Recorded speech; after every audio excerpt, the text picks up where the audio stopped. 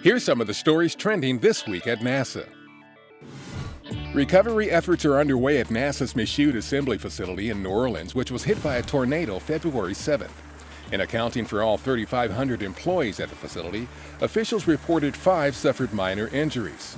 Buildings, structures, and parked cars sustained damage, but there was no reported damage to hardware for NASA's Space Launch System rocket, Orion spacecraft, or the barge Pegasus docked at Michoud.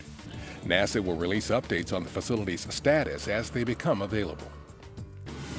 The SpaceX Dragon spacecraft is targeted to launch no earlier than February 18th from Pad 39A at NASA's Kennedy Space Center in Florida on a cargo resupply mission to the International Space Station.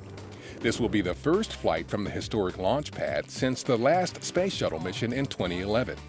SpaceX has since leased the pad from NASA and has begun modifications in preparation to fly astronauts on NASA missions to the station under the agency's Commercial Crew program. The cargo being delivered to the station on this flight includes experiments with potential to fight human disease and a new autonomous spacecraft docking technology for testing.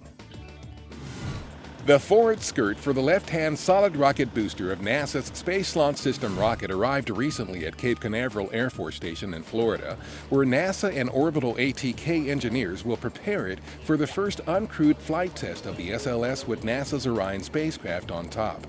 The forward skirts are located near the top of the solid rocket boosters, which will generate a combined 7.2 million pounds of thrust to help power the massive SLS rocket off Kennedy's Launch Pad 39B.